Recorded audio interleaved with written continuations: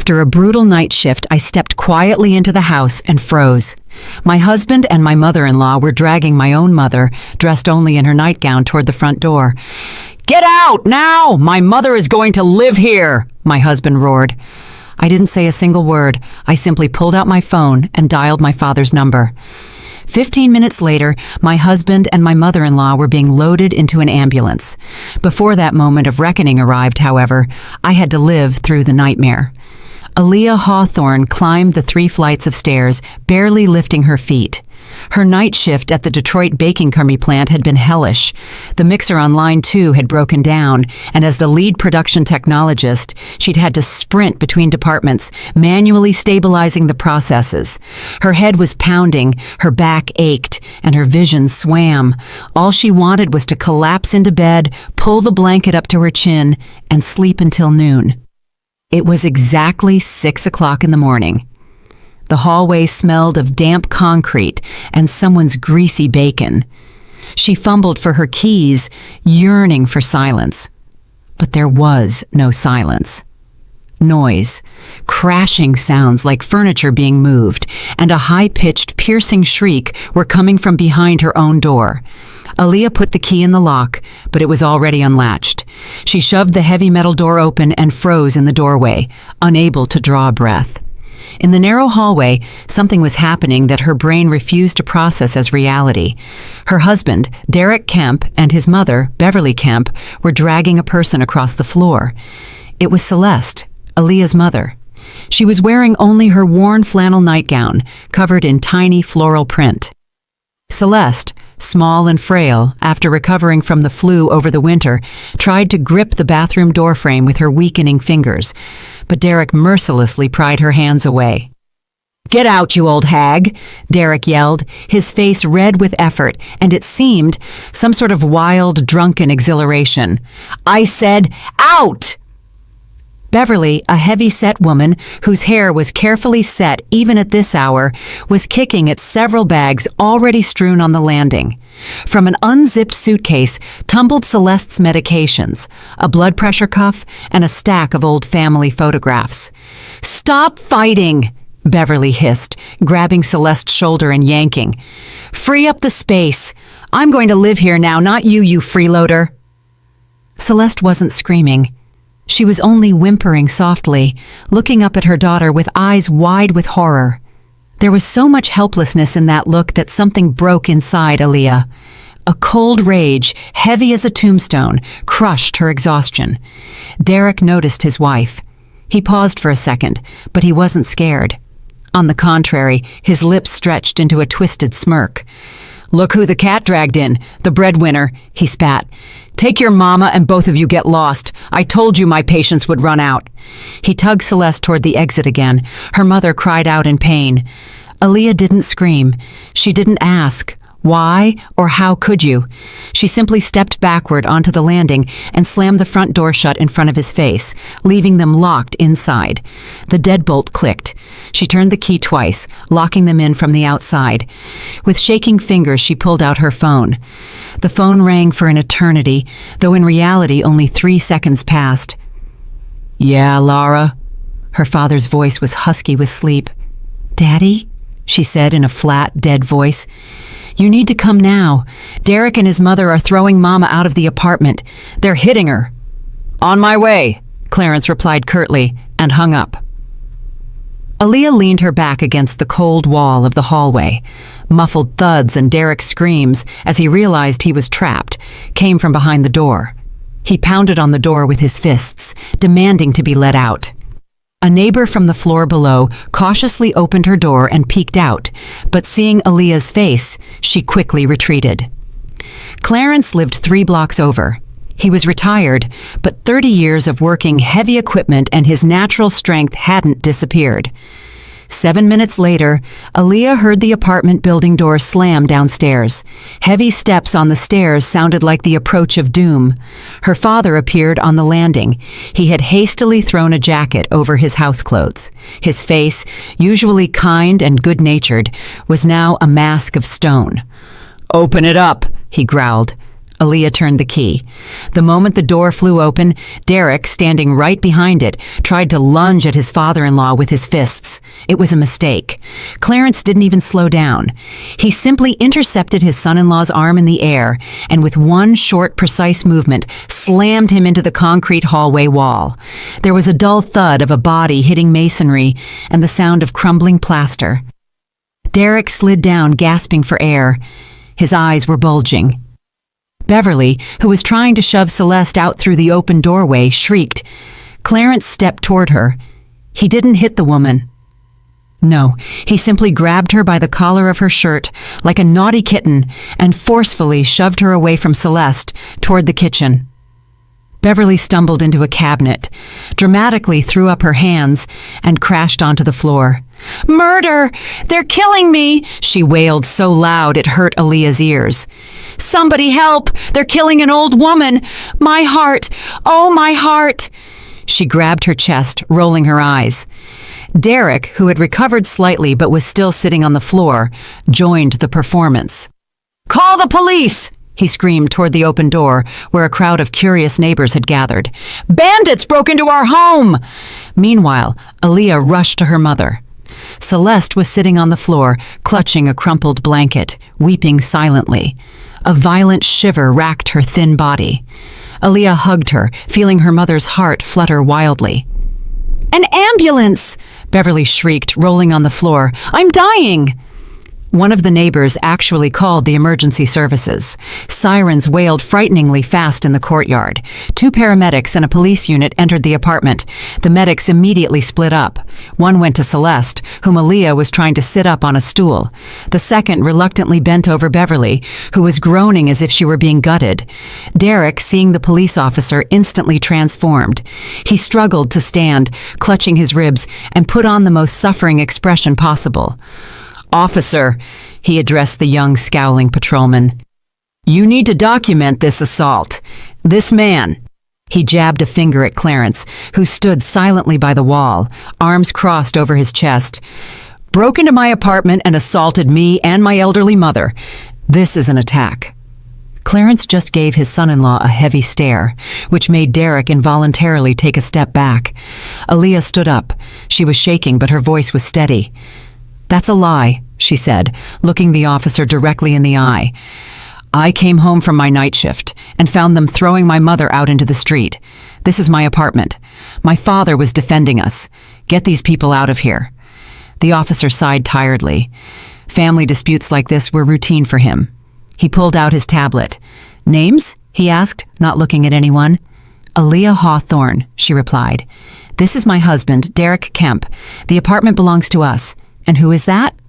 The officer nodded toward Beverly, whose blood pressure the paramedic was skeptically checking. "His mother. She is not a resident here and does not live here. I demand that she leave the premises." Derek suddenly stopped groaning. He straightened up, adjusted his ripped t-shirt, and looked at Aaliyah with the same disgusting smirk he'd worn earlier. "Check the paperwork, officer," Derek said loudly and clearly. "Let's see who the real owner is and who's just a freeloader." The officer began entering data into his system. Aaliyah frowned. What is he talking about? They had bought the apartment 5 years ago with a mortgage they had paid off together. The documents were in the china cabinet. The officer stared at the tablet screen for a long, too long time. His face, which until then had only shown boredom, suddenly became stern and cold. He looked up at Aaliyah. "Ms. Hawthorne," he said in a completely different tone, "I need you to calm down and step away from Mr. Kemp." "What's the matter?" Aaliyah asked, confused. "Throw them out." "I cannot throw them out," the officer stated flatly, taking a step toward her as if to detain her. "According to the property registry data, you are currently trespassing on private property." "What?" Aaliyah felt the floor drop out from under her. "That's a mistake. We co-own it." "No mistake." The officer turned the tablet screen toward her. "The sole owner of this condominium is Derek Victor Kemp. Basis of ownership, deed of gift. Registration date, 3 weeks ago." A ringing silence hung in the room, broken only by Beverly's fake groans. Aaliyah stared at the screen, where it was written in black and white that she no longer had a home. She was nobody here. A guest, or, as the officer had said, a trespasser. Derek laughed quietly, maliciously, watching his wife pale. "Well, Lara, baby," he whispered, "you going to pack your things now, or should I toss them out the window?" The police officer didn't even give me time to process what I had heard. He just grabbed my elbow, harshly and possessively, like he was arresting a shoplifter, not a woman who had lost her home. "Let's go, ma'am," he grunted, "and bring your father with you. We'll sort out who the owner is and who the hooligan is down at the station." I tried to pull away to run to my mother, whom the paramedics were already placing on a stretcher, but the officer held fast. Mama was pale as chalk, her eyes closed, her lips moving soundlessly. The only thing I managed to shout to the EMT was, "Which hospital?" "Detroit Metropolitan Cardiology," he tossed back over his shoulder. And the elevator doors closed, cutting me off from the person I loved most. My father and I were led out of the building under the focused stares of the neighbors. The entire courtyard already knew. The old women on the benches, the young mothers with strollers, the men tinkering with car engines. Everyone looked at us like criminals. Beverly had put on a truly stellar performance. The precinct smelled of stale tobacco, bleach, and hopelessness. They held us for 3 hours. Derek and his mother filed a complaint full of colorful details about how the enraged ex-husband and the unstable daughter-in-law had tried to kill them. The desk sergeant listened to my claims about the apartment being stolen with half an ear, tapping a pen on the desk. "Ms. Hawthorne," he said tiredly, returning my ID, "we have an excerpt from the registry. The owner is your husband. The deed of gift is notarized. If you believe you've been defrauded, go to court. But until then, you are legally forbidden to approach that apartment. One more call, and your father will be locked up for assault. Your husband, by the way, has a suspected concussion." We stepped out onto the precinct porch. A fine, annoying autumn drizzle began to fall. My father was silent. He just pulled out a pack of cheap cigarettes, lit one, and clenched his fists so hard his knuckles turned white. He was ashamed that he hadn't been able to protect me completely, though I knew that without him, my mother would have simply been thrown onto the concrete. "We're going to my place," he said hoarsely, exhaling smoke. "You'll sleep over, and we'll figure things out tomorrow." My father's apartment, cluttered with old furniture and boxes of tools, was warm, but I was shaking as if with a fever. I couldn't sit still. I couldn't drink the tea my father clumsily brewed in a chipped mug. One thought hammered in my head. How could Derek have transferred the apartment to himself without my consent? I grabbed my old laptop, which, fortunately, was still in my bag, and barely hitting the keys, I logged into the county recorder's office website. My hands were shaking so hard that I only entered the password correctly on the 3rd attempt. I requested an urgent extract of the title history. The file loaded agonizingly slowly. The spinning circle hypnotized me, counting down the seconds of my downfall. Finally, the document opened. Deed of gift of share. Date, September 12th. I scrolled down to the signatures. My signature was there. I zoomed in on the screen until I saw the pixels. The flourish of the letter A. The sharp stroke at the end. The slant. It was my hand. Absolutely, definitely mine. I knew every line of my autograph. I had signed it hundreds of times on invoices and technical charts. If someone had shown me that page without context, I would have sworn I signed it myself. But September 12th... I leaned back in the hard chair, closing my eyes and reconstructing the timeline. The 12th was a Tuesday. The day before, we had inventory. I had worked 2 straight days. I came home that morning, dead with fatigue. I fell into bed and slept until the next morning. I hadn't left the house. No one had visited us. And then a memory struck me, burning. A couple of months earlier, Derek had suddenly started showing a strange interest in calligraphy. He would sit at the table in the evenings, sketching things, saying it calmed his nerves. He was also constantly asking me to sign for packages he ordered in my name, shoving random utility receipts or my nephew's school forms under my nose. He was practicing. Methodically, for weeks, he honed his hand, copying my signature while I cooked him dinner and washed his clothes. He had been planning this while smiling at me and complaining about his boss. I slammed the laptop shut so hard the lid cracked. Rage, hot and pure, drove out the fear. I needed to see him, right now. "Where are you going?" my father asked, seeing me pull on my wet coat. "The hospital," I cut him off. "I need to talk to my husband." My father wanted to go with me, but I stopped him with a gesture. If he saw Derek now, he would kill him, and then there would be no escaping jail. This was my fight. I found Derek in the trauma ward. He was in a private paid room. Where did he get the money? Propped up with pillows. A neck brace was conspicuously displayed, though I had clearly seen him turning his head while flirting with the young nurse, giving him an IV. Beverly wasn't there. She must have been dying in another department. Seeing me, Derek didn't even flinch. He lazily waved the nurse away. She pursed her lips in annoyance and left, leaving us alone. "Come to beg for forgiveness?" he asked, taking a bite of a green apple. "Too late, Laura. Mama is very upset. Her blood pressure hit 200. I walked right up to the bed.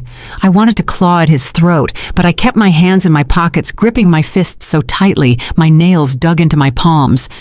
"You forged the signature," I said quietly. "You practiced for months. You stole our apartment while I was asleep." Derek stopped chewing. He looked at me with bored superiority, as if explaining a theorem to a child. "Prove it," he smirked. "The forensics expert will confirm the signature is yours. I made sure it was perfect. Smart people plan their future, Aaliyah. You're just a workhorse. You never knew how to live well." "I'm going to the district attorney," I hissed. "I'll bring in the notary, the witnesses, everyone." "Go ahead," he agreed easily. "Just remember, while you're running around to offices, your daddy will be heading to prison. I have documented injuries. Mama had a hypertensive crisis triggered by the assault. That's real time, Laura. 3 years minimum. The old man won't last long in there." I froze. He knew where to strike. My father wouldn't survive prison with his health. Derek saw my fear and smiled contentedly. He reached for his bedside table and pulled out a folded sheet of paper. "But we can make a deal," he said persuasively. "We're family, after all. I'll withdraw the police report. I'll say we made up, a domestic spat. Your father sleeps at home." "What do you want?" I asked, already guessing the price would be high. "A trifle." He handed me the paper and a pen. "Sign this. It's a waiver of property claims regarding our joint savings account. Just a formality, so I know you won't seek revenge and demand every penny when we divorce. Sign it, and your father is free." I looked at the paper. It was a property division agreement where I voluntarily transferred all the funds in the account to my husband. That account held the money we had saved for 10 years. My bonuses, my side jobs, the money from selling my grandmother's garage. We were saving to upsize. We wanted children. There was nearly $120,000 in there. "You want to take everything?" I asked, looking him in the eye. "The apartment, the money? You want to leave me broke?" "I want compensation for emotional distress," he stated brazenly, "and a guarantee of peace. Sign it, Laura, or a transport will be coming for your father tomorrow." I stared at his smug face and suddenly realized that if I signed, I would lose my only leverage. The money was the only thing he cared about right now. As long as the money was in the joint account, I could freeze it. I could bargain. "No," I said, backing away toward the door. "What?" Derek propped himself up on his elbows. His face twisted. "You didn't understand? I'll put him away." "Try it." I flung back and ran out of the room. I had to hurry. I ran down the hospital corridor, pushing past visitors. I burst out onto the street and hailed a cab to the central branch of the bank. "Fast!" I yelled at the driver. We drove agonizingly slowly, hitting every red light. I watched the clock. 40 minutes remained until the bank closed. I pulled out my phone, trying to log into the mobile app, but the screen flashed an access error. Password changed. Derek had changed the password. That meant he was prepared for this too. The car screeched to a halt at the bank. I rushed into the operations hall, breathless, my hair wet from the rain. "I need to freeze an account," I blurted out to the administrative clerk. Immediately, it's a joint account. My husband is trying to steal the money. I was escorted to a manager. The woman in the severe gray suit looked at my ID for a long time, then clicked something on her computer.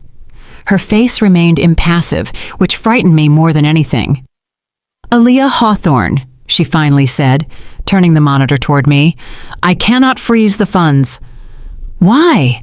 I cried, unable to restrain myself. "I'm a co-owner. I have the right."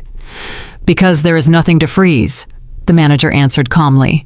"The balance of your account is $12.40. I stared at the numbers on the screen. $12. 10 years of my life, 10 years of night shifts, foregoing vacations, denying myself everything. "Where is the money?" I whispered. "Where did it go?" "A transfer of the entire sum was made yesterday," the manager said, pulling up the transaction details. "The operation was confirmed through the personal online cabinet." "To whom?" My voice cracked.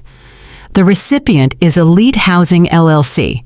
Payment description: reservation deposit for a villa in the Sunny Coast complex." "Whose name is on the contract?" I asked, already knowing the answer, but I needed to hear it out loud to believe the abyss I was falling into. The manager hesitated, checking the payment note details. "The contract is registered in the name of Beverly P. Kemp," she finally pronounced. The ground disappeared from beneath my feet. Derek hadn't just stolen the apartment.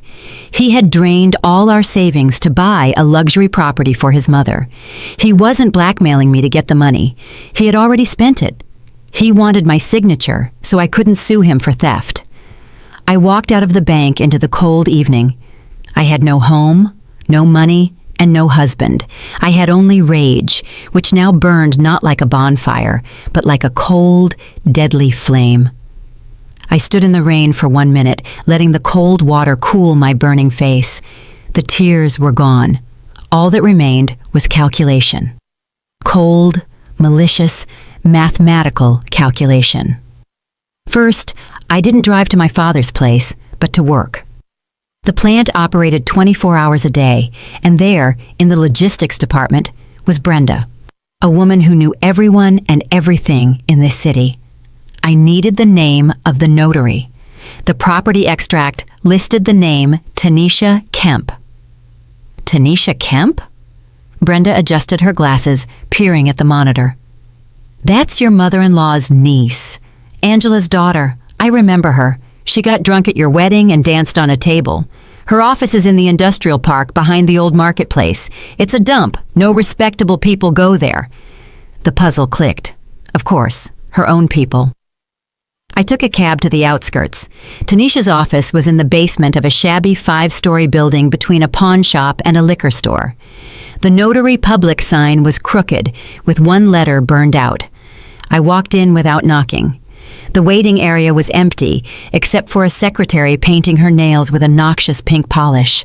I walked past her, pushed open the office door, and came face to face with Tanisha. She was sitting at a desk piled high with files, chewing on a sandwich. Seeing me, she choked. "Aaliyah," she rasped, brushing away crumbs. "What are you doing here? I only take appointments." I locked the door and walked to the desk. Tanisha sank into her chair. She had always been a coward. I remembered that. "How much did they pay you, Tanisha?" I asked quietly. "To certify a fake signature on a deed of gift?" "What are you talking about?" Her eyes darted around. "Derek came in with the documents. You were with him. You both signed. It's all legal." "I wasn't there." I leaned over her, resting my hands on the desk. "I was on shift and I have proof." "What proof?" she squeaked. "I have the registration log. I have the seal. You can't prove anything." "Video," I lied, not blinking. "Derek and I installed a hidden camera in the entryway 6 months ago, for security, and that camera recorded him sitting alone at the table, practicing my signature. And then it shows him coming into the apartment with the finished documents, and how he discusses with you over the phone that everything went smoothly." Tanisha's face went gray.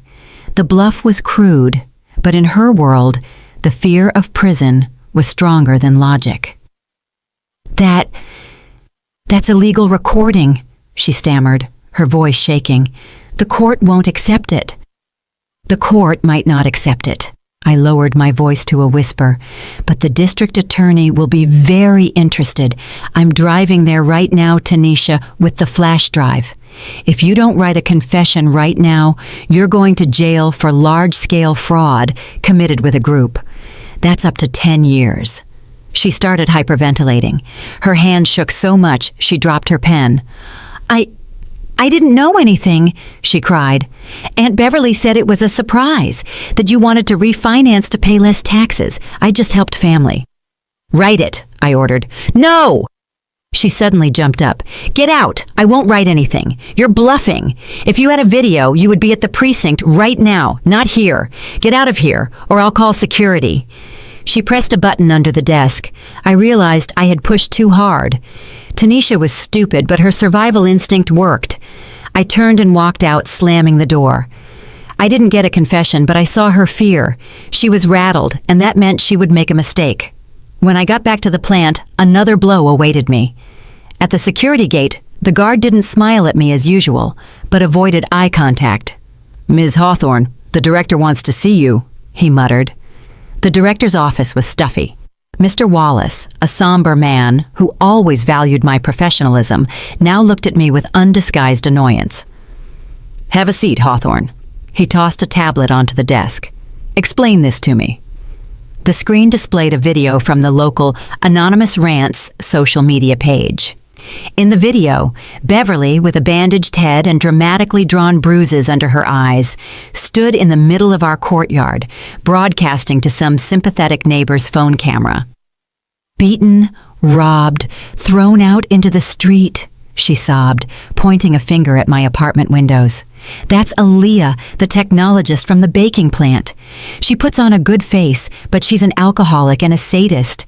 She and her ex-con father nearly killed me and my son. Look what they did." She pulled up her sleeve, displaying a huge purple bruise that was clearly drawn with eyeshadow. I recognized that shade from her makeup bag. "Mr. Wallace, that is a lie," I said firmly. "It's a family conflict. They are trying to steal my apartment." "I don't care who is stealing what from whom," the director snapped. "But this video has 200 comments already. People are writing that we hire animals at our plant, that you need dough with the same hands you used to beat your mother-in-law. Reputation, Aaliyah. We have a school contract bid coming up. I don't need scandals." "And what do you propose?" "Write a request for unpaid leave, for 1 month. Sort out your family so it's quiet. Then we'll see." I left the office, feeling not just rage, but despair boiling inside me. They had deprived me of my home, my money, and now my job. They had cornered me, but a cornered animal, as they say, is the most dangerous. I needed proof. Not words, not a bluff, but paper. The original, the draft of that practice signature. Anything. Derek was meticulous, but he was lazy. He couldn't have thrown everything away. I knew Derek's schedule. It was 2:00 in the afternoon. He should be in the hospital for physical therapy and dressing changes. Beverly, judging by her social media activity, was campaigning around the neighborhood, gathering signatures in defense of victims of domestic violence. The apartment was empty. I didn't have keys. Derek had changed the cylinder lock yesterday, but I knew that apartment by heart. We lived on the 3rd floor. The kitchen balcony overlooked the fire escape, which was old and rusty, but you could reach the railing from it if you weren't afraid of heights. I changed into my work overalls that I had snagged from the plant, pulled a cap down over my eyes, and walked through the back alleys. No one was near the building entrance. The rain had chased away all the gossips. I climbed the fire escape. The iron railing was slick under my wet soles. One false move, and I would break my neck. But I felt no fear. I climbed over the balcony railing, scraping my hand until it bled. The balcony door was closed, but not bolted. Derek always forgot to lock the latch when he went out for a smoke. I pressed against the plastic, pried it with a screwdriver I found in a toolbox on the balcony, and the door gave way. I was inside. The apartment smelled of foreign perfume, Beverly's heavy, sweet scent. She was already settling in. Her shawls were scattered on the sofa, and dirty cups were on the table. My belongings, the ones they hadn't thrown into the hallway, were piled in a corner like trash. I began searching, ransacking the desk drawers where Derek kept documents. Empty. I checked under the mattress, in books, in shoeboxes. Nothing. Time was running out. They could return soon. I rushed to the bedroom, the sliding closet. On the top shelf, deep behind a stack of winter sweaters, I felt something hard. It was an old folder Derek had used back in college. I pulled it out, sat on the floor, and opened it. There were no signature drafts. There was nothing about the apartment. There was a stack of loan agreements. I started reading, and my hair stood on end. Fast cash microfinance, loan agreement for $100,000, about $100,000. Date, May of this year. Insane interest. Express credit. Loan for $75,000, $75,000. June, money now, $125,000, $125,000. July. The total added up to almost $400,000. Derek had taken out loans from every shady lender in the city. But why? We lived frugally. We didn't make major purchases. He hadn't traded in his car. I turned the page. Under the agreements were printouts of bank transfers. Every time the money was deposited into Derek's account, he transferred it to another account the very same day, sometimes within the hour. Recipient, Beverly P. Kemp, account at Trust Commercial Bank. Beverly. He took out loans, driving himself into debt, and gave every penny to his mother. The folder held one more sheet, an extract from Beverly's secret account. I scanned the expense lines: spas, jewelry stores, restaurants, the purchase of a mink coat, a trip to Turkey, a 5-star hotel. She had told everyone she was going to a spa on a social program discount. No business, no investments. She was just squandering the money. She was draining millions from her son to live like a queen while we skimped on groceries. And now, when the creditors started applying pressure and there was nothing left to pay, they decided to steal the apartment and our savings. Not for a villa. The villa was a fairy tale for Derek. The money was needed to cover her debts and keep the party going. The front door lock scraped. I froze. They were back early. "Don't worry, son. We'll have some tea now." Beverly's voice, cheerful and not at all dying, echoed from the hallway. "And tomorrow, the realtor is coming to appraise the dump." I shoved the folder under my jacket, hugged it to my chest, and bolted for the balcony. I slipped out into the rain, closed the door, and hung onto the fire escape, praying they wouldn't decide to step out for a smoke. My heart hammered in my throat. Now I knew the truth. This wasn't just greed. It was a financial pyramid built on the bones of her own family. And Derek wasn't a partner. He was the main victim, milked dry to the last drop. I slid down the rusty steps, shaking from the cold and adrenaline. I held a bomb in my hands. I just needed to figure out how to detonate it without getting caught in the blast. I ran through the rain, clutching the folder to my chest like a shield. The documents burned my skin, even through my jacket. Now I understood everything. They didn't just want to live better, they were drowning. And to save themselves, they decided to use me as firewood. The first name on the creditor list was circled in red marker. Tyrone. Urgent. I dialed his number, standing under the awning of a bus stop. The line rang long and slow. "Listenin'." The voice was low, raspy, without inflection. "This is Derek Kemp's wife," I said, trying to keep my voice steady. "I'm calling about the debt. I want to pay." There was a pause. I heard him take a drag from a cigarette. "About time," he finally replied. "Your old man's been running scared. I'll text you the address. 1 hour. Don't show, and we'll start the clock on your relatives." The address led me to the back room of a service garage on the west side. It smelled of motor oil and stale coffee. Tyrone was sitting at a table, his feet propped on the desktop. He was a massive man with a shaved head and eyes that held nothing human. "You got it?" he asked, skipping the greeting. "I came to negotiate." I replied, standing in the doorway. I know Derek owes you a lot. I want to know exactly how much so I can close the account. Tyrone laughed. The laugh sounded like a cough. She wants to negotiate. You ought to go get some help, sweetheart. What are you talking about? I frowned. He pulled out his phone, poked the screen with a thick finger, and turned it toward me. Read. Your mother-in-law writes us every week. I moved closer. The screen showed a chat thread in a messaging app. Contact, Beverly P. Kemp. Tyrone, please, just one more week. Aaliyah relapsed again, took all the cash, bought drugs. We put her in a clinic. We'll sell the apartment now and pay everything back with interest. Don't touch Derek. He's a victim himself. Below that was a photo. My photo, sleeping with my mouth open after a night shift. Disheveled. Pale. The caption, there she is, high again. Barely revived her. My vision darkened. That's a lie, I said quietly. I'm a technologist. I don't drink or do drugs. She's using me as an excuse not to pay you. Tyrone put the phone away and looked at me with interest, closely, like a predator eyeing prey. I don't care if you're a junkie or a saint, he said, rising.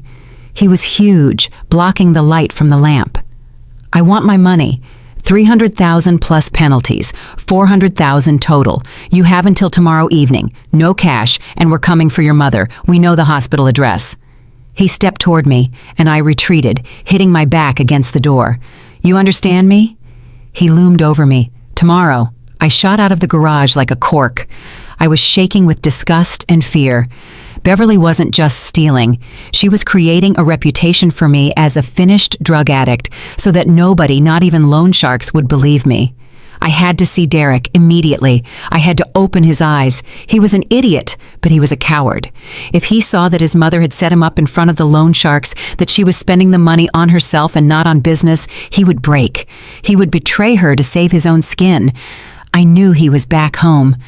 The lights were on. I knocked on the door. Long, persistent knocks. Who is it? Derek's voice was tense. Open up, Derek. I know about the debts. I know about Tyrone.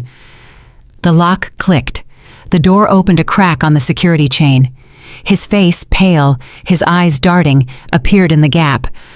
Are you alone? He whispered. Alone. Let me in. We need to talk before we all get killed. He let me in. The apartment was chaotic. Beverly must have left. Her coat wasn't on the hanger. Derek was in only his sweatpants, nervously biting his lips. I silently walked into the kitchen, pulled the folder from under my jacket, and threw it onto the table. Read, I said. Derek cautiously approached, opened the folder. I watched his face change. He flipped through the extracts from his mother's account, looked at the jewelry receipts, the restaurant bills. His hands started to tremble. What is this? He stammered. Those are your loans, Derek. The same hundreds of thousands you took out with insane interest. You gave them to your mother for business. He nodded, not taking his eyes off the paper listing the purchase of a mink coat for $3,500. She said she was investing in stocks, in crypto, that in 6 months we would double our capital and buy a house by the ocean. She bought a fur coat, Derek, and a diamond bracelet and a trip. She was just living off that money. And now, with the collectors closing in, she decided to sell our apartment to cover her debts. And all the while, she's telling everyone the money disappeared because I'm a drug addict. I pulled out my phone and showed him the screenshot of Tyrone's conversation with Beverly. Derek stared at the screen, and in his eyes I saw his world collapsing. The world where his mother was a saintly woman who wanted what was best for him, and his wife was the wicked monster. She wrote that to Tyrone? He whispered. That you're a drug addict? Yes, to buy time.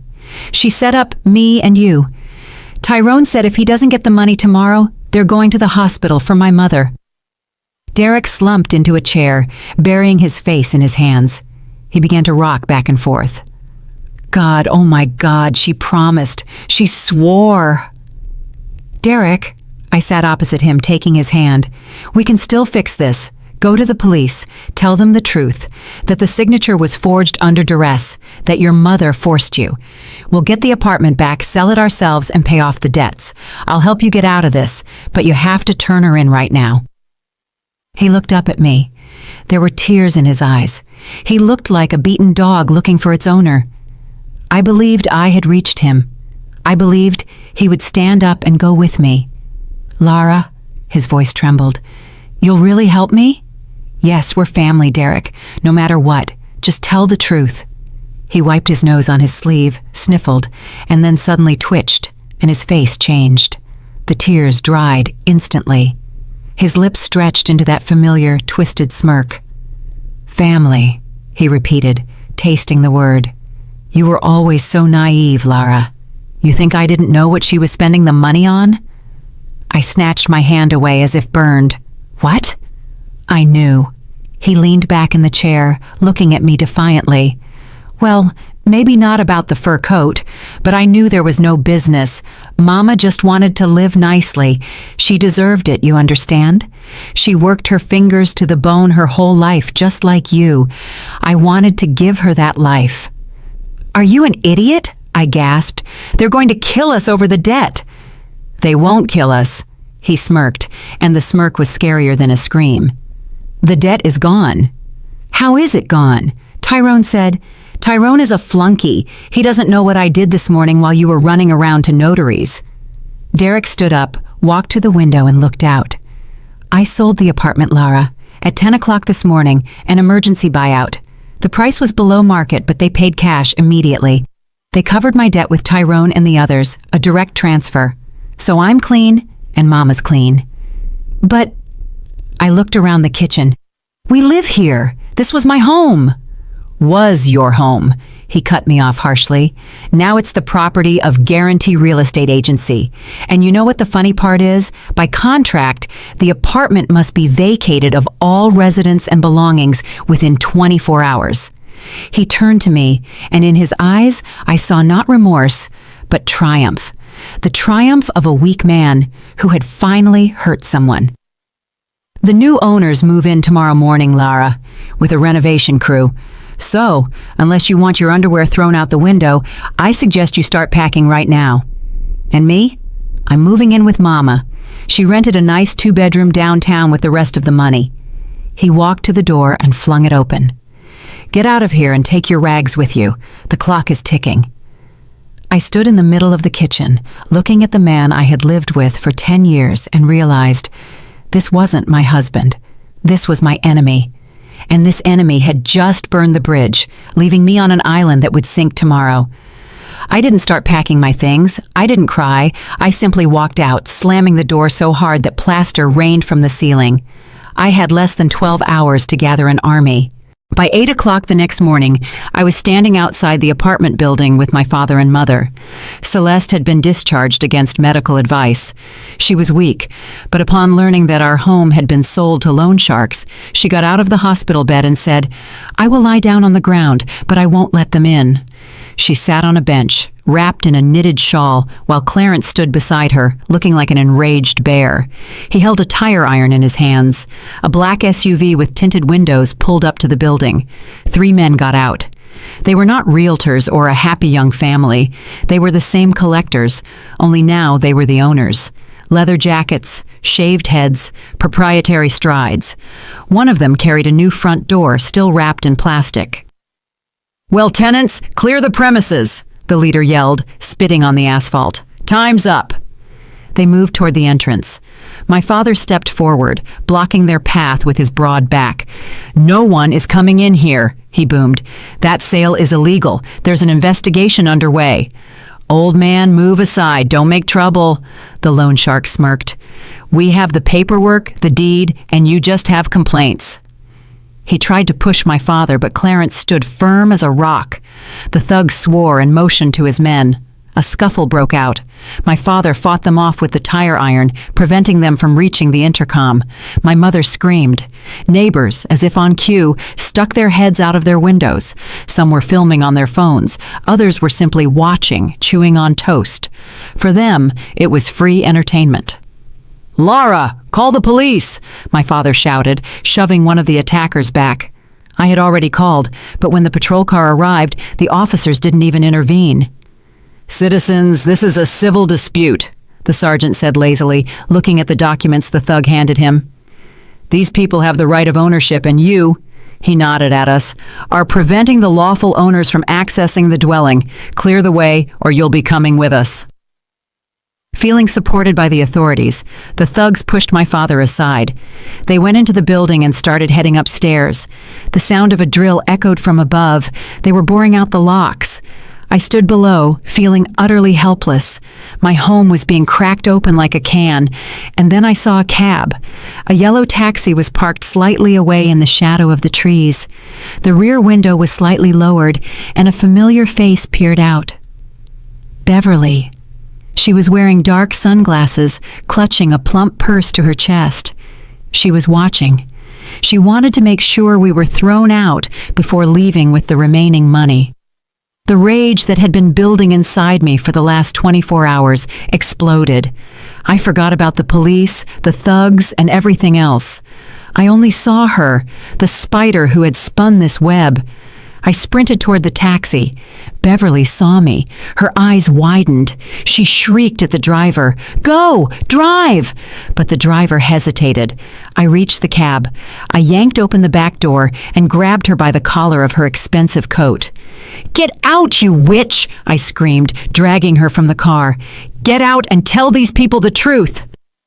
Beverly resisted, scratching at the upholstery with her nails, squealing like a butchered hog. But I was stronger. I was manic. I hauled her onto the asphalt. Her purse fell, and wads of cash, $100 bills, scattered into the puddles. "There it is!" I screamed, pointing at the money. "That's the price of my home. That's the money you stole from your son. People, look, she lost everything, and now she's running." The neighbors gasped. Someone started picking up the bills. Beverly, realizing she was losing face and money, instantly changed tactics. She went limp in my hands and collapsed onto her knees right in the mud. "Murder!" she wailed in her signature theatrical voice. "Help me, people! She's choking me! She's trying to kill me!" She tore at the collar of her blouse, buttons flying off. She scratched her own face, smearing her mascara. "Police!" she howled hysterically. "Save this elderly woman!" The police officers, who had been bored near the entrance, reacted instantly. Two ran to me, twisting my arms behind my back. "Stop! Cease the unlawful actions! Can't you see? She's faking it!" I screamed, trying to pull away.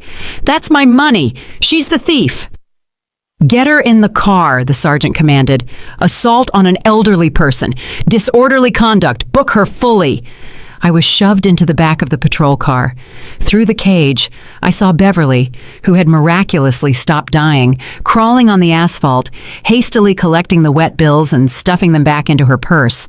She gave me one quick glance, the look of a victor, and childishly stuck her tongue out. They held me at the precinct until evening. They took my phone, my shoelaces, my belt. I sat in the holding cell, a narrow chamber with a concrete floor, staring at a single spot. I had lost. The apartment was broken into. The money was with Beverly. I was behind bars.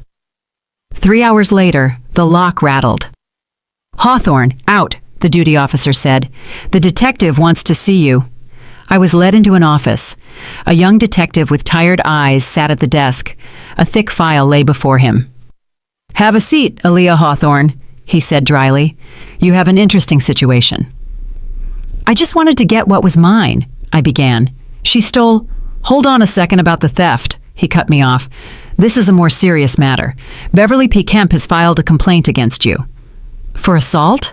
I smirked. "Yeah, I grabbed her coat. That's a fine, at most." "No, not for assault." The detective opened the file and pulled out a stamped document. "For attempted murder." I froze. "What?" "Ms. Kemp alleges that for the past 6 months, you have been systematically poisoning her with arsenic, mixing it into her food when she came to visit." "That is insane. I jumped up. She's crazy. I gave her tea, not poison." "Sit down," the detective snapped. "We have medical documentation." He handed me the sheet. It was the result of a toxicology report. Dated yesterday, a private clinic seal, the chief doctor's signature. Samples of hair and nails from patient Beverly P. Kemp show an arsenic content 20 times above the norm. The accumulation pattern indicates prolonged dosed intake of the poison. And at the bottom, in small print, copy certified true. Notary Tanisha Kemp. Tanisha. Again, Tanisha. She had certified a copy of a fake medical report. "It's a forgery!" I screamed. "Her niece certified it. They're in on it together." "The test is genuine. The clinic is licensed." The detective cut me off. "Plus, we have witness statements. Your neighbor, Ms. Ella, confirms she heard you yell at your mother-in-law. I hope you drop dead." It was true. I remembered. 6 months ago, when Beverly had broken my mother's favorite vase, I had yelled that in a moment of anger. They were just words. Words backed up by poison. The detective slammed the file shut. "Aaliyah Hawthorne, you are being detained under Section 91 of the Criminal Procedure Code. Attempted murder. Possible sentence, 8 to 20 years. He pressed a button on the desk. "Security, escort her out." They led me down the corridor back to the cell. My head was empty. They didn't just want to take the apartment. They wanted to destroy me physically, lock me up for 20 years so I would rot in prison while they spent my money. Beverly wasn't just a fraudster. She was the devil. And she had planned every move. The medical report was dated yesterday. She had prepared it in advance as a backup plan if the apartment sale went south. The cell door slammed shut. I sat on the cot and covered my face with my hands.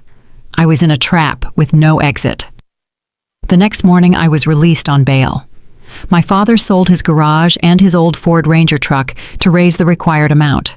I left the county jail with a travel restriction in my pocket and the mark of poisoner on my forehead. The city was small. Rumors spread faster than the flu. When I went to the plant gate to pick up my belongings, the guard didn't even open the turnstile. He silently brought me a box with my mug, a change of shoes, and my mother's photograph. "Director's orders," he grunted, looking at the floor. "No entry. Your employment file will come by mail. The charge is loss of confidence." I stood by the gate, clutching the box, feeling the stares from the windows of the plant. My colleagues, with whom I had worked for 10 years, turned away. To them, I was a monster who had poisoned an old woman with rat poison. But I didn't have time for self-pity. Beverly was going for broke. If she wanted to put me away for poisoning, she needed to eliminate me from the equation forever. Why? So I couldn't challenge the sale, so I couldn't prove the signature was forged. I needed ironclad proof, something so solid that even the most corrupt detective couldn't ignore it. I sat in my father's kitchen, running through all of Beverly's habits. She was a hypochondriac. She loved being sick. She had an entire shelf of notebooks where she recorded every blood pressure change, every stool, every sneeze. She called them her health diaries. She kept them with maniacal precision.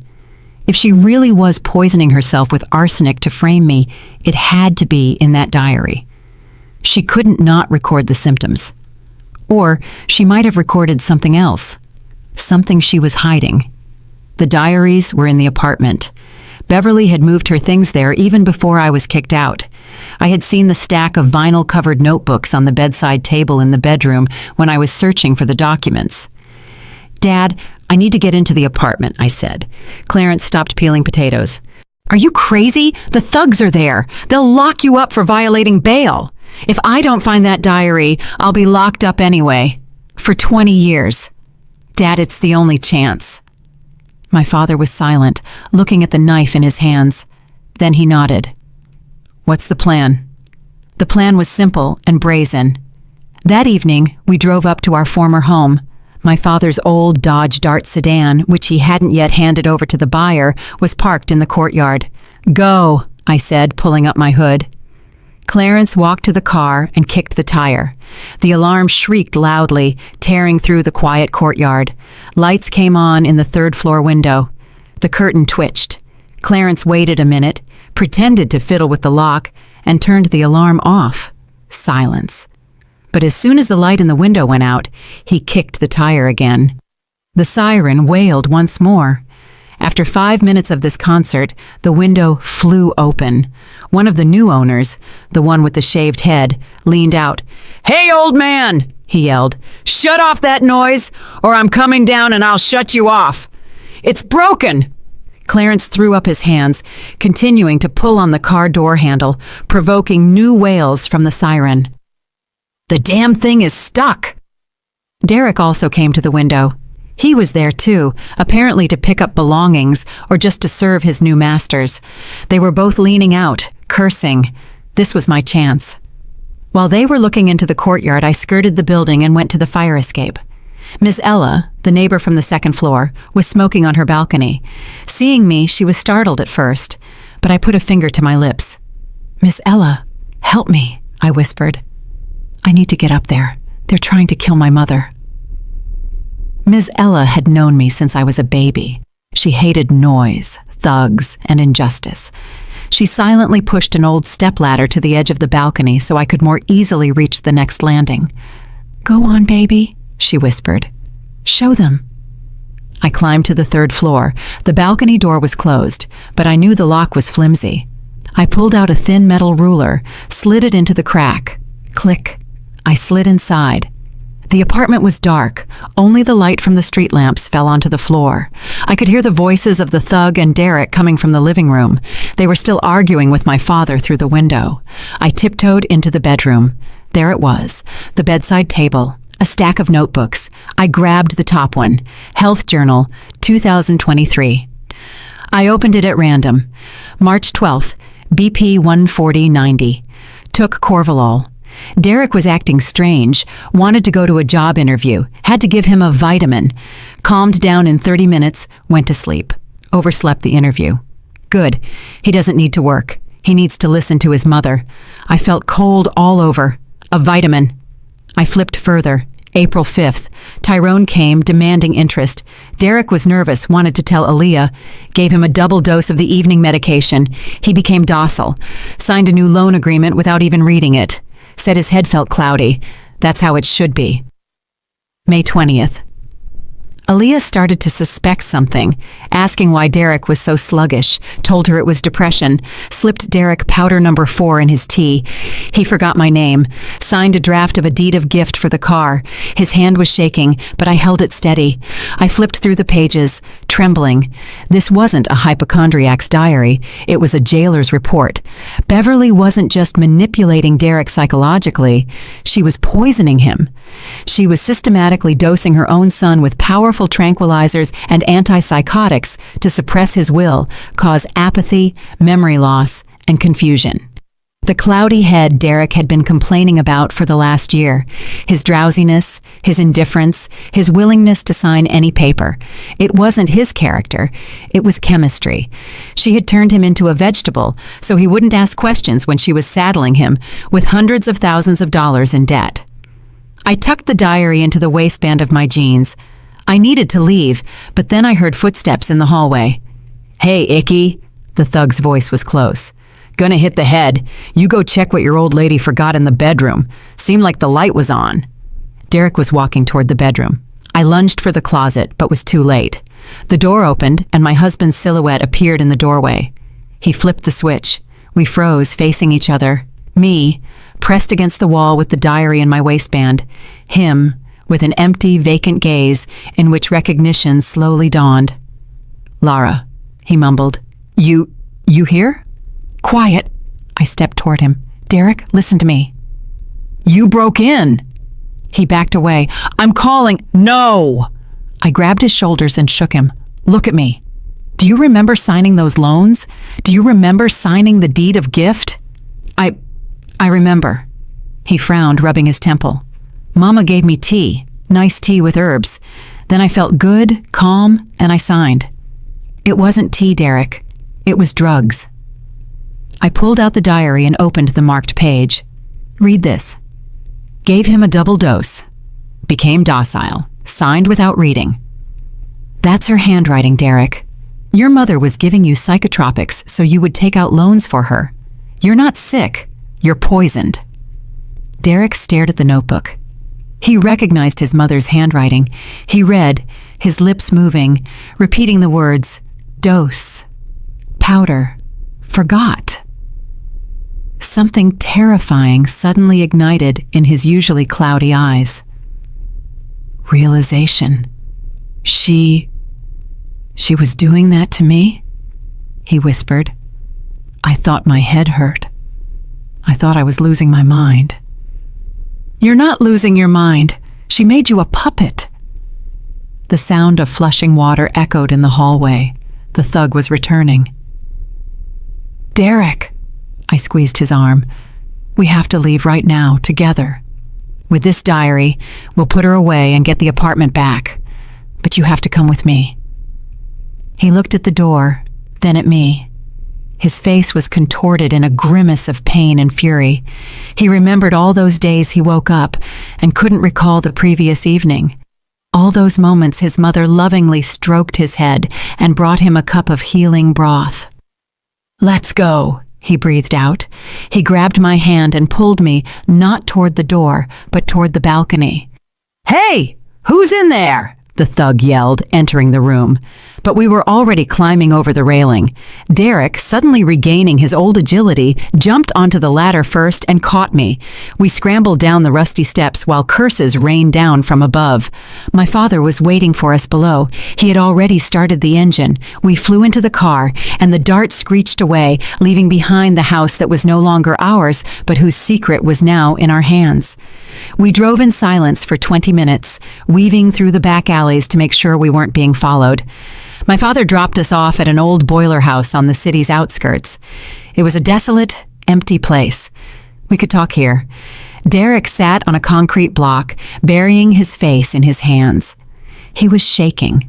From the cold, or maybe from withdrawal. His body was demanding the customary dose of tea that had been denied to him. I pulled a folded piece of paper from my pocket. It was the result of a rapid analysis I had run earlier in the day while waiting for my father. I had taken some hairs from Derek's brush when I broke into the apartment. A lab assistant I knew at the plant had run the test for a candy bar. Look, I shoved the paper under his nose. Derek raised his cloudy eyes. What is this? A spectral analysis of your hair. See this red line? That's phenobarbital. And this? Haloperidol, powerful psychotropics. They use these in psychiatry to suppress aggression in violent patients. He stared at the graph, unblinking. She was feeding you this for 6 months, I continued, hitting him with the facts. Your mother made a vegetable out of you.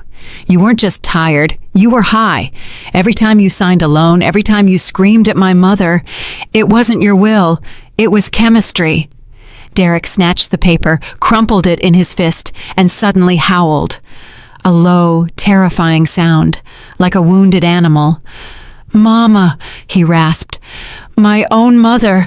How could she? I did everything for her. He started to cry. Not the dramatic, public crying from the hospital. He sobbed for real, snot running down his face, choking on resentment and horror. I waited. I didn't feel sorry for him, but I needed him. When he calmed down a little, I sat next to him. We can put her away, I said harshly. We have the diary, we have the analysis, but it's not enough. The court could decide the diary is the fantasy of a crazy old woman, and you took the drugs yourself. We need her confession. Derek looked up. I won't go to her, he whispered. I'm scared. She'll slip me something again. You will go, I cut him off, because it's the only way to save your own hide. You are an accomplice to fraud, Derek. You sold an apartment that was under dispute. You took out loans with false documents. If we don't prove you were mentally impaired due to medication, you'll sit right next to her. He flinched. Prison scared him more than his mother. What do I do? He asked quietly. I'm going to give you a voice recorder. You'll go to her. Tell her you ran away from me, that I tried to kidnap you, but you broke free. Tell her you're in withdrawal, that you feel awful, and ask for the medication. Let her say, on tape, that she gives it to you. Let her name the drug and confirm she has the money. Derek was silent for a long time, biting his lips. He was weak. He was broken, but the instinct for self-preservation still flickered within him. What about me? He finally asked. If I help, you won't press charges? I looked at him. The husband who had betrayed me, kicked out my mother, and sold our home. I hated him. But right now, I needed a victory, not revenge. If we get the apartment back and put Beverly away, I won't file a report against you. I lied, or maybe I didn't. I hadn't decided yet. You'll get documentation of impaired capacity at the time of the transactions. The loans will be annulled. You'll be clean. But you have to do this now. He nodded. Give me the recorder. We drove to the house Beverly had rented. It was an elite new development downtown. The 5th floor windows glowed with warm, cozy light. Up there, she was drinking tea, bought with our money, and probably celebrating her victory. Derek clipped the tiny microphone under his jacket collar. I checked the connection. The sound was clear. Go, I said. I'll be listening in the car. If anything happens, Dad and I will come up. He got out of the car, hunched and pathetic, and shuffled toward the entrance. I put on the headphones. My heart was pounding so hard it vibrated in my temples. I could hear him ring the intercom. Who is it? Beverly's voice was wary. Mama, it's me. Open up. I feel sick. The lock beeped. The sound of the elevator. The doorbell. Derek! She exclaimed, opening the door. Oh God, where were you? I was about to call the police. Those thugs said you ran off with that psycho. She kidnapped me. Derek played his part, his voice genuinely shaking. I barely got away. Mama, my head is splitting. Give me that tea. The good one. I don't have any strength. I could hear them walk into the apartment, the sound of a door closing, the shuffle of slippers. Sit down, son, sit down. Her voice became soft, syrupy. Mama will fix everything now. My poor boy. That witch tormented you. The clinking of dishes, the sound of the kettle. Mama, Derek began as we agreed. What exactly are you giving me? The tea makes my memory vanish. Today I forgot signing the apartment sale. Is that normal? A pause. A long, drawn-out pause. I could only hear the water boiling. It's normal, dear. It's normal, she finally replied, and steel notes slipped into her voice. It's from stress. You don't need to remember foolish things. You just need to rest. And the money? Derek pressed on. The money for the apartment is with you. Tyrone called. He threatened me. The money is safe, she scoffed. Tyrone got his cut. The rest is ours, for a new life without that destitute Aaliyah. Mama, but I'm scared, Derek whined. What if they find out about the pills, about how I was incapacitated? The sound of a cup being set down. Drink it, she ordered. Tell me what's in it, he suddenly yelled. It's haloperidol, I know. Aaliyah ran tests. You were poisoning me. Silence. I held my breath. Now she would start making excuses. She would say it was for his own good, but instead of an excuse, I heard laughter. Quiet, dry, scraping laughter. Poisoning? She repeated with a sneer. What a crude word, Icky. I was correcting you. You're my little fool, weak and spineless. If I hadn't been correcting you, you'd still be turning wrenches at the plant for pennies. Now we're millionaires. You made me a drug addict, he screamed. I'm your son. And then something happened that I hadn't expected. Son? She snorted. Don't make me laugh. What? Derek's voice dropped. Did you really think I could give birth to that? Her voice filled with venom. Look at yourself. You're a dish rag. I adopted you from the orphanage when you were 3 years old, only for the apartment they gave to guardians and for the welfare checks. You were my business project, Icky, a long-term investment. First the apartment from the government, then the checks, then your salary, and now the final payoff, your wife's apartment and her savings. These are my dividends for 30 years of putting up with your whining. You're lying, he cried. I could hear him sobbing. The adoption papers are in the safe, right next to the money, she finished him off. You can check if you remember how to read. You are nobody to me, Derek. You're just a tool. And now that tool is broken. So drink your tea and shut up. Tomorrow we're leaving for Miami, and you're going to be a good boy. Otherwise, I'll turn you over to the cops as the organizer of the fraud, and I'll stay clean. I'm just an old, sick woman who was betrayed by her adopted junkie son. A thud. A chair fell. "I won't drink it," Derek roared. "Drink it, you scum!" she shrieked. A struggle ensued, the sound of breaking dishes. "Dad, let's go!" I yelled, ripping off the headphones. We jumped out of the car and sprinted toward the building. My father tore the magnetic door open with a tug, without even bothering with the keys. We ran up the stairs, leaping over the steps. 5th floor. Screams and crashing sounds were coming from behind the door. "I'll kill you!" Derek was roaring. We didn't ring the bell. My father took a running start and slammed his shoulder into the door. The lock groaned, but held. A second slam. The door burst open. We rushed into the apartment. The scene was horrifying. In the middle of the living room, littered with shards of expensive china, Derek was strangling Beverly. He was sitting on top of her, his face purple, his eyes wild, and Beverly was wheezing, scratching his face with her manicured claws. "Stop!" I screamed, rushing toward them. My father pulled Derek off her like a kitten. Derek roared, trying to break free, spitting saliva. "She's not my mother! She bought me! She used me!" he yelled. Beverly coughed, clutching her throat.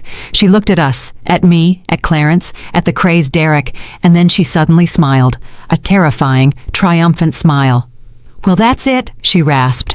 "Now you'll definitely go down for attempted murder. And I have witnesses." She nodded toward my father and me. "You'll confirm he choked me, won't you? Or do you want to go to jail as accomplices?" I pulled the voice recorder from my pocket and hit the stop button. "We'll confirm it," I said, looking her straight in the eye. "We'll confirm every word you just said, Beverly, about the drugs, about the fraud, and about how you liquidated your business project. The recording is being uploaded to the cloud. The police are already on their way." The smile slid off her face. For the first time, I saw genuine animalistic fear in her eyes. She understood. This was the end. But she didn't yet know exactly what kind of end awaited her. The police arrived quickly, but we didn't let them take Beverly away immediately. I knew that if she got into the detective's office alone, she would find a way out. She would fake a heart attack, bribe someone, invent a new lie. I needed a trial by fire, a moral public one.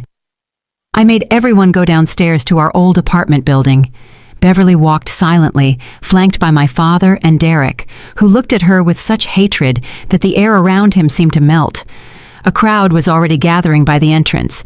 I had called all the neighbors who had seen my mother being kicked out, Tyrone and his collectors, promising them their money back if they came right now, and even the local beat cop my father knew from his old job. When we approached, the courtyard was full. People were milling about, discussing the latest gossip. Seeing us, everyone fell silent. I walked into the center, holding my phone, which was connected to a portable speaker I had borrowed from some kids in the courtyard. "Listen up, everyone." My voice vibrated with tension. "You saw my mother thrown out into the street. You heard I was a drug addict and a poisoner. Now, hear the truth." I pressed play. Beverly's voice, clean and clear, echoed across the courtyard. "You're my little fool, weak and spineless. I was correcting you. I adopted you from the orphanage only for the apartment. You were my business project." The crowd gasped.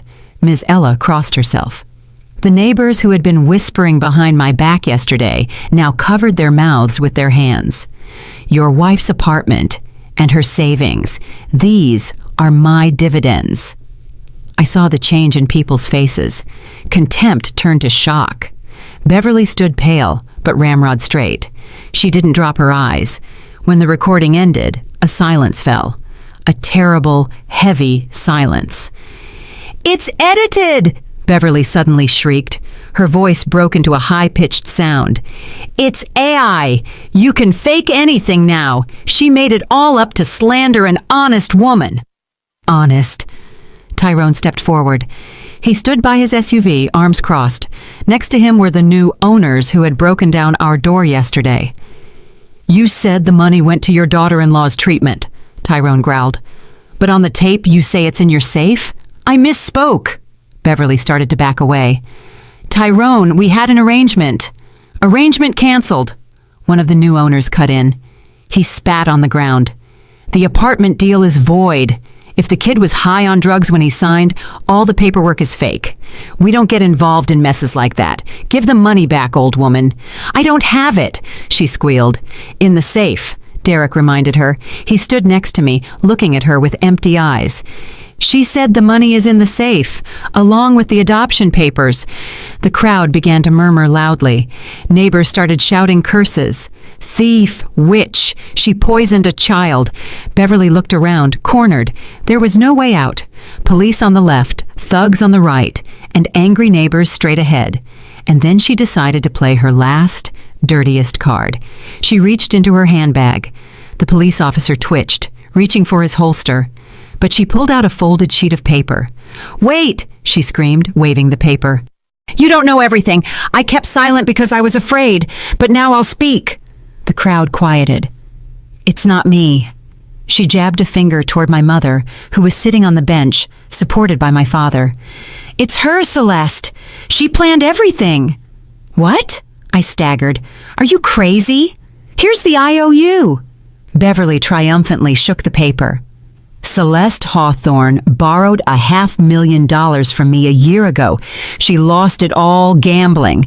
And to pay the debt, she proposed the apartment scheme. She said, 'Take my daughter's apartment. I don't care. Just cover the debt. Here's her signature.'" She shoved the paper under the officer's nose. He frowned, examining it. "Looks like the Baranova signature," he muttered.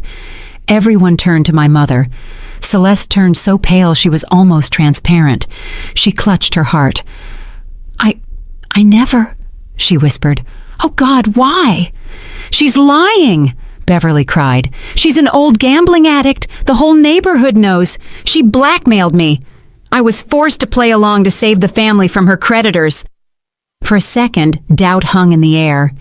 People love scandal, and the story about the gambling mother-in-law sounded too juicy to immediately dismiss. Even Tyrone raised an interested eyebrow.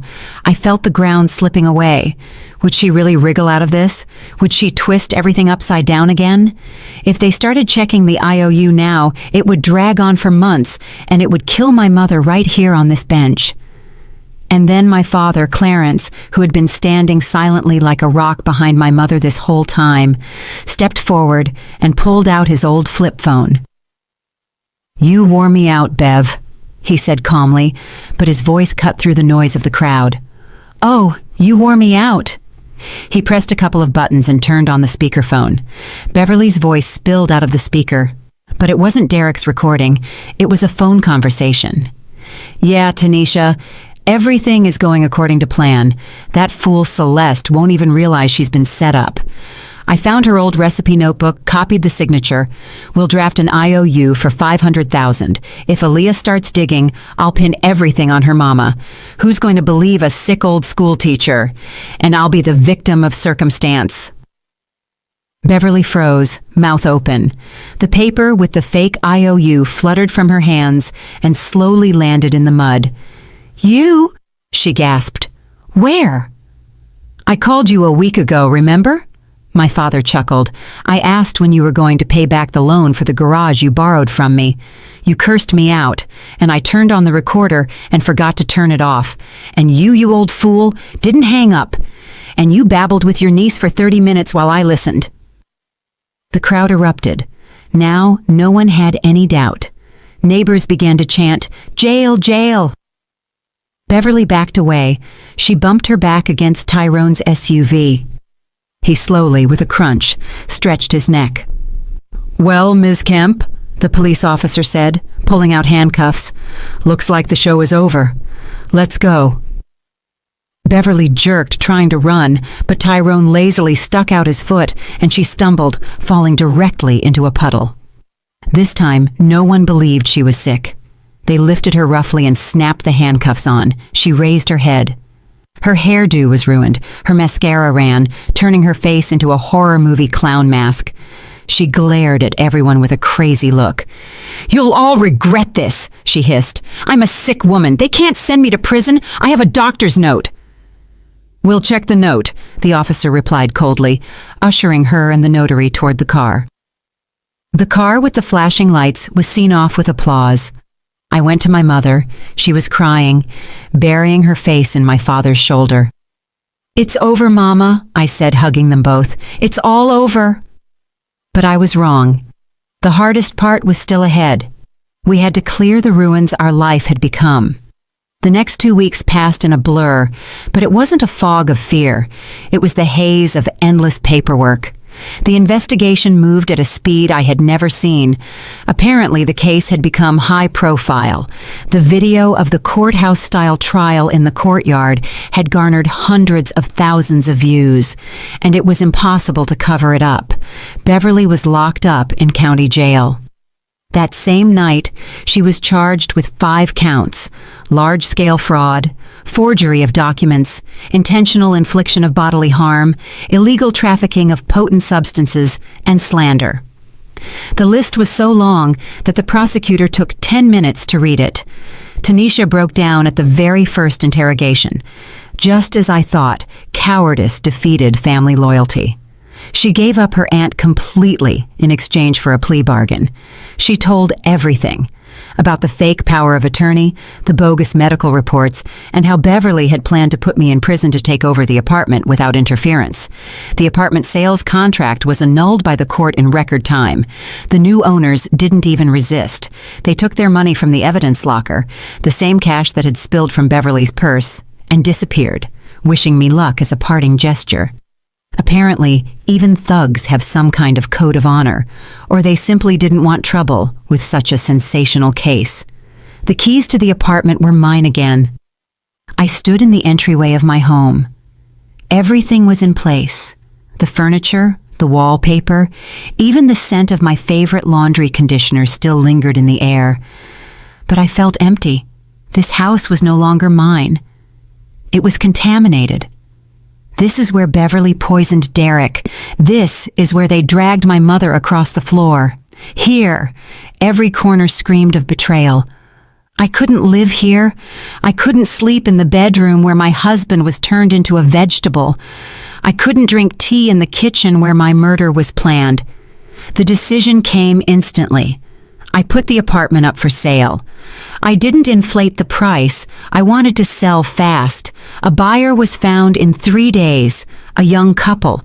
Their eyes were bright. They were expecting a baby. They didn't know the history of the place, and thank God. Let them fill it with new, clean energy. I divided the money from the sale strictly and fairly. First, I paid off all the real debts that hung over our family. Not the ones Derek took out for his mother. Those were annulled as fraudulent. But our old obligations, my father's debts, my mother's old bills. I wanted us to start with a clean slate. Then I met with Derek. He waited for me in a cafe, thin, twitchy, with a gray face. He had completed detoxification.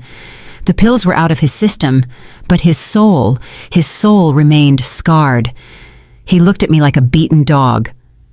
"Laura," he started, trying to take my hand. Maybe we can try again?